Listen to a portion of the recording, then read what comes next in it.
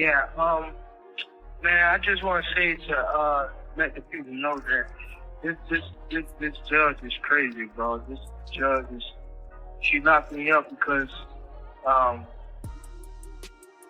basically I bought a property. I did everything in my power to listen to my lawyers. You have 60 seconds remaining. To the whole attention, people, to everybody, to the team. She's mad that I bought a property. That's why I'm sitting in jail. She said that I shouldn't have. She wanted me in an apartment, a one-bed apartment. You know what I mean? And I couldn't take that. You know what I mean? She wanted me to stay in a one-bed apartment because I had my kids and things like that. I just want to spread light on this situation. Even though she's taking advantage of me, You have 30 seconds remaining. Going stuff not right. I don't know if she's advantage of or not, but the thing that she's doing right now is not right. You know what I mean? Not really right. Shit.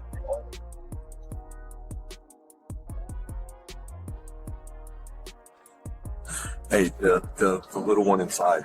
You don't gotta ask me about it. Well, we need to make sure she's with somebody. Okay, she's with somebody. Okay, listen, I get that you're upset, but... A collective shudder is rippling through the fight community right now, with fans, journalists, and even members of Gervonta Davis's inner circle left utterly stunned. Fresh reports confirm that Tank is once again in police custody, and circulating footage of officers leading him away has sent social media into total turmoil. Emergency lights flash across the backdrop as he is guided out of a hotel, wrapped in a dark hoodie with his eyes locked firmly onto the pavement. It stands as a harrowing contrast to the charismatic superstar who routinely stormed into sold-out arenas framed by explosive pyrotechnics and deafening applause. We are talking about one of the most gifted, bone-chilling punchers below 140 pounds. Yet he now appears to be teetering on the edge of losing everything he spent a lifetime building: his liberty, his massive fan base, and his athletic legacy. Scumbag. You don't ever raise your hand to him. Ever lay hands. Here is a closer look at what unfolded, what the initial footage uncovers, and how this latest crisis could permanently reshape Tank's future. An unverified clip began making the rounds online, showing Davis being taken into custody by local authorities just past daybreak.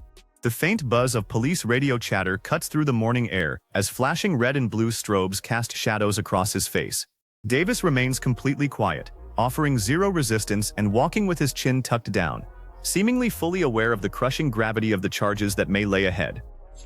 Just bonded out of jail. Behind me, he was arrested this morning on the charge of battery and domestic violence. Take a look at that brand new video here. You can see him walking out of the side of TPK, using his T-shirt to cover his head, surrounded by correctional officers and what is presumed to be his manager. Now, although we asked him questions about these allegations, he did not say anything to us as he walked out. He just went immediately into the SC. Gone was the ostentatious champion people usually encounter on social media, the one who flaunts exotic supercars, custom designer wear, and iced-out jewelry. Absent too was the ruthless knockout machine who commands respect the moment he steps into the ring at Barclays Center or T-Mobile Arena. Instead, the public witnessed a man who looked completely exhausted and spiritually broken. For perhaps the first time, the combat sports world had to sit with a grim thought. Could this genuinely mark the collapse of one of boxing's most magnetic figures? Bro's trying to be the next John Jones. Same story, different day. Keeps throwing away his legacy with both hands. While wild speculation continues to swirl, stripping away the online noise leaves a sparse set of confirmed details. Davis was detained following allegations tied to a domestic altercation, though official case files had not yet been released to the public at the time. Sources indicate that an argument flared up and rapidly escalated into physical contact. Bystanders reportedly overheard heated shouting alongside loud thuds, leading a hotel staff member to call the authorities. Hey, the little one inside. You don't gotta ask me about it. Well, we need to make sure she's with somebody. She's okay. She's with somebody. Okay, listen, I get you that you're upset, but we can't just say Regrettably, court proceedings and law enforcement interventions are hardly uncharted territory for Tank. Back in 2020, video captured him grabbing a former partner by the neck during a heated public event. Fast forward to 2022, and he found himself in handcuffs once more following separate domestic violence allegations. Then came the high-profile 2023 hit-and-run incident, where he fled the scene after wrecking a vehicle and injuring multiple victims, including a pregnant woman. We are following another developing story. Boxing star Gervonta Davis, now indicted on 14 counts, all related to a November hit-and-run crash in downtown Baltimore. Surveillance video showed the crash at the intersection of Martin Luther King Jr. and Washington Boulevard. You see it here. Police say Davis was behind the wheel of a Lamborghini that ran a red light, hit another car, and then left. This endless cycle of legal drama has forced the public to digest yet another damaging headline, another round of public humiliation, and the same agonizing questions. This time, however, the fallout feels significantly heavier because far fewer supporters seem willing to defend his actions. Terrence "Bud" Crawford was among the prominent figures whose reaction gained traction, and Crawford did not need a lengthy press release for people to register his stance. He has never hidden his disdain, consistently making it clear that no bond exists between them amid years of underlying animosity. And Davis, he got arrested. Any thoughts on that one? He did, huh? Again? Yeah. Hey, look, I actually like Tank Davis. He's a good, he's a good kid. He's a good fighter, a great fighter, actually. He's one of my favorites. Just get your, that's it, basically. Just say, hit women, man. Yeah!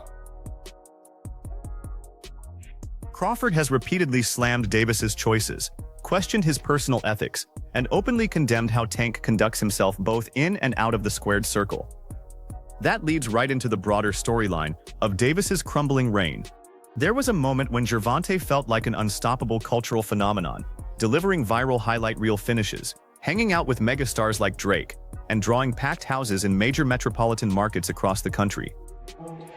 If we was to fight right now on the streets, I'll break your fucking neck. And that's on my kids. And you know it, I know it, and the whole world know it. And I'm not talking about no fighting in the ring. If me and you was to fight outside, I will break your neck.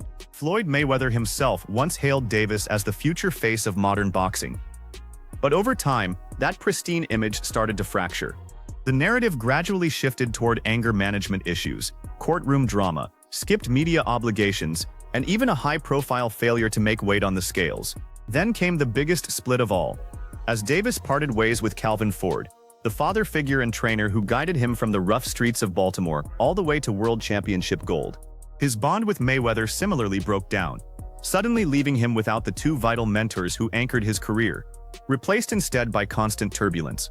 Davis, bad dude. See, what I like about Tank is Tank brings something different. Back in the days, everybody had something. Muhammad Ali was a mover, boxer. George was a puncher. Ernest Shaver was a puncher. Everybody had something they brought to the table. Larry Holmes had a jab. Mike Weaver had overhand right. You know what I'm saying? Everybody has something. That division now is full, and Tank having to be the knockout guy of the division. He the one with the main knockout power. Garcia has it too, but Tank got that real knockout power that, like, if Tank hit one of them clean, usually they gonna have a problem. So it's like, I like Tank. Every now and then, I think when he knows he can beat somebody, he probably don't lock in as hard, but I think when they bring challenges, he locks in. Yeah, he fights in the levels of competition. He used to truly care for them, 2 fights back, genuinely pouring his heart into the process. You feel me? So you gotta be careful of that, because if you come in and think somebody is not at your level and you underestimate them, it can get you beat. So that's the only thing I think you gotta be careful of. Other than that, Tank is a really good fighter. Now, whenever Tank hits the news cycle, the discussion rarely touches on his elite counterpunching or fighting IQ. Instead, it revolves around outside-the-ring controversy, emotional instability, and personal chaos. That is precisely why this latest arrest carries such a heavy weight. His reputation was already stretched thin, and this could be the breaking point. To understand the extent of this decline, one only needs to examine his most recent outing against Lamont Roach, which was supposed to be a routine defense for Davis. Tank brought the mega fame and championship pedigree, while Roach brought hunger, but almost nobody expected the fight to be as competitive as it turned out. Oh, nice double left hook by Roach to the body and then to the head. Right there it is. And Davis just got backed up with a counter right from Roach. That's a big moment with the left. Oh, and that right, but Davis took off some of the steam of the punch, but still, Roach leaning with right. He took a knee. He took a knee. What is he doing? He forgot his knee. Nice combination from Roach. Oh, another right hand, another right, left, right, Roach. Nice combination, got just over around 11 as well. Maybe in getting proud. Davis fighting on even terms here in the 11th. Both of them have landed. Has to keep doing that. Roach said the familiarity, knows his weaknesses. That's one thing to say it. When the final bell sounded, the result came back as a majority draw. Roach did far more than just survive out there. For 8 full rounds, he systematically exposed flaws in Tank's rhythm, work rate, and fight strategy. The contest swung back and forth in high tension until the 9th round delivered the night's most controversial moment, when Roach landed a heavy blow that sent Davis down, causing Tank's hand to clearly touch the canvas. Oh, that right, but Davis took off some of the steam of the punch, but still, Roach leaning with right. He took a knee. He took a knee. What's he doing? He forgot his knee. It's gotta be a knock. Yeah, Took a knee. He's got to count. I understand. You take a knee like that, I look like a doctor. All right. However, the referee declined to issue an official count, ruling the sequence a slip instead. Inside the arena, fans felt they had witnessed a legitimate knockdown, and social media exploded instantly while spectators screamed that Roach had been robbed of a historic moment. Though the fight technically ended level, public sentiment overwhelmingly crowned Roach the true victor. Davis appeared sluggish, gassed, and visibly frustrated, looking nothing like the lethal destroyer who flattened Leo Santa Cruz or slept Rolando Romero. Afterward, Tank claimed he assumed he had earned a split decision win, but the damage to his aura was already done. I'm gonna get a split decision win. I was like, oh, come on. When they said that sluggish effort should have served as a massive wake-up call. Yet rather than recalibrating his mindset, Tank seemed to wander even further from top-tier competition. His blueprint appeared clear. Emulate Floyd Mayweather by chasing massive spectacles, huge paydays, and mainstream celebrity status. The problem is that Davis increasingly looks like he is chasing clout over legacy. After getting pushed to the brink by Roach, he did not immediately seek out elite showdowns against Shakur Stevenson or Devin Haney, but instead let conversation drift toward a potential circus fight with Jake Paul. Me and Gervonta were scheduled to fight for sure. How real? Or what was to it with you and Tank actually being a thing? Was that something that was talked about? Yeah, no, it was highly talked about and in negotiations and almost ready to make happen, but he has to do his rematch with Lamont and get that W, and then we'll be able to run it back. But me and Gervonta were scheduled to fight.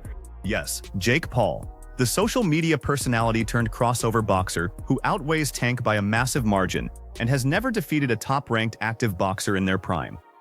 Davis likely saw the matchup as an easy windfall, but that enterprise carries far more risk than it seems.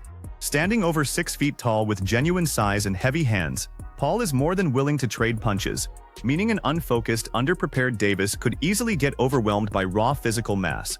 Tank was looking past Roach, and he wanted that Jake Paul fight, which I think Jake Paul would beat. Jake is way too big. Tank is 5'5", 135, soaking wet. Y'all think Tank is too small for 140. He ain't beating no heavyweight. I'm not joking. I don't think he would have hurt Jake. You have to jump up to reach. I don't think he would have hurt him. I tell you this, it would have gone the distance, and people would have been laughing their asses off, and it would have been good for Tank's brand. I tell you that. That fight would have went the distance. Soon as 5'5" Tank is looking at a 6'2", 6'3" Jake Paul, y'all was like, oh, wait. And Jake Paul be on spread out paws with that arm out and stepping back and front. I'm telling you, bro. I'm telling you. But that's fine. We'll never get to fight anyway, so we'll never know. The stark reality is that Davis has lacked complete commitment to the sport for quite a while. Prior to this latest arrest, he openly pondered walking away from boxing altogether, admitting the sport had lost its spark and that he was exhausted by the daily grind. That fatigue shows in his performances, where he no longer appears driven by legacy or competitive fire. The primary motivator seems to be financial gain, while the terrifying, disciplined assassin of old has slowly vanished. Had that sharp version shown up against Lamont Roach, Most believe Davis would have dismantled him, but he looked disinterested instead and paid a heavy price. Well, of a month, it was like there, but it wasn't like there for him. Like when you watch all the other fights, you can see like his eyes just look different. When you walk into what Lamont, it was just like, yeah, it's cool. Because we heard in the press conference, he was just saying he was irritated. He didn't really seem like. He just felt like I think he just trained just to get by. I think he trained just to be strong. I mean, the thing that I know, the kid that you punch him in the face, he go crazy. You know what I mean? Or if I'm down on the scorecard, I'm gonna go out and go get it. I didn't see it that way, and I understand it too. Others fighters, when you get to a certain point, sometimes you don't want to do it. There is also no hiding from the elephant in the room regarding his matchmaking resume. Tank has repeatedly avoided a showdown with Shakur Stevenson, and the boxing public has taken notice. Who's next? Huh? Who's next? I told y'all who I want to fight. I can't keep saying the same thing. I already told y'all who I want to fight. The best versus the best. That should be my next fight. I told y'all I'm a dog. I'm a top level, elite level fighter. So let's make boxing great again. Let's put the best fighters in the ring with each other. Let's see who come out victorious. That matchup represents one of the absolute biggest fights that can be made in the sport today, featuring two undefeated masters with contrasting styles, real personal friction, and massive pay-per-view potential. Yet instead of stepping up to clear all doubt, Tank has stayed quiet on the matter. Fans can sense the shift, and it now appears Davis is far more interested in banking massive paychecks than securing his place in boxing history. We think Tank is ducking Shakur. Me personally, no. I don't think Tank is necessarily scared to fight anybody. He's a true fighter.